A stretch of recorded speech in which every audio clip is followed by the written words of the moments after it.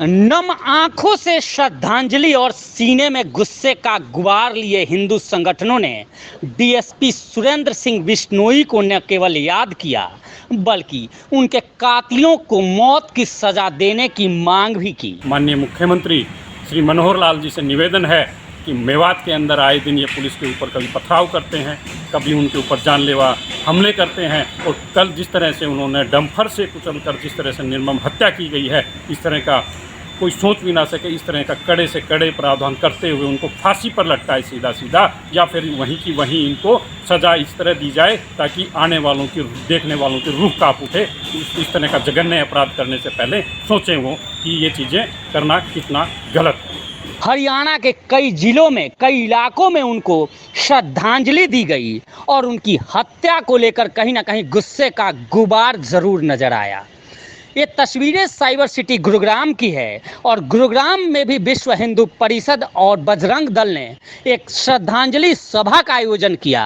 और हालांकि आप देखिए तस्वीरें कि किस तरह से बारिश हो रही है। इन तस्वीरों को देखकर साफ लगता है कि इस गुस्सा कितना है कि बारिश हो रही है और उस बारिश के बीच भी ये जो कार्यकर्ता हैं और पदाधिकारी हैं ये श्रद्धांजलि सभा में शामिल हो रहे हैं और नम आंखों से याद कर रहे हैं।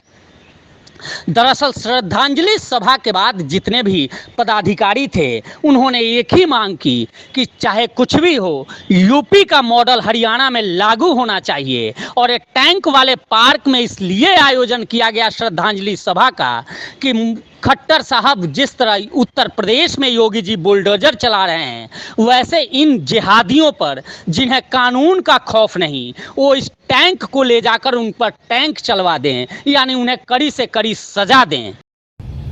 जिस निर्मम तरीके से डीएसपी साहब की हत्या की गई है ये साफ साफ दर्शाता है उन जिहादियों के इरादे क्या है।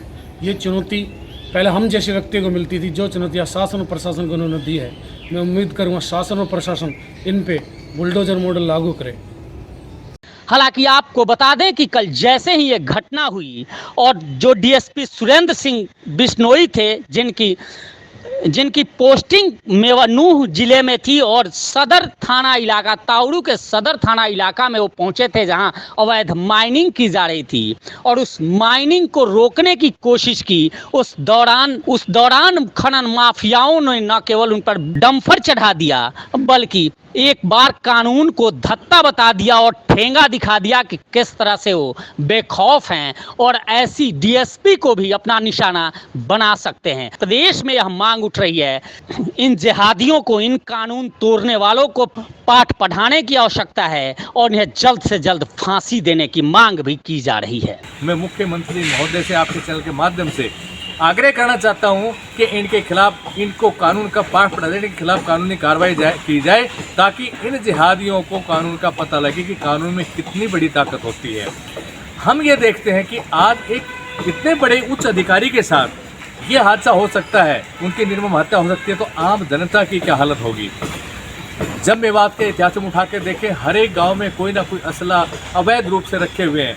आज हमारे हिंदू भाई अगर किसी असले के लिए, किसी लाइसेंस के लिए अप्लाई करते हैं तो उनको लाइसेंस नहीं दिया जाता और इनके पास बगैर लाइसेंस के हथियार इनके पास मौजूद होते हैं। अगर हमारे पास कोई हथियार ऐसा मिलता है 14 इंच से ऊपर तो हमारे ऊपर आर्म एक्ट लगा दिया जाता है। हम ये भी मांग करते हैं या तो इनको हथियार मुक्त कर दिया जाए या हमें हथियार युक्त कर दिया जाए।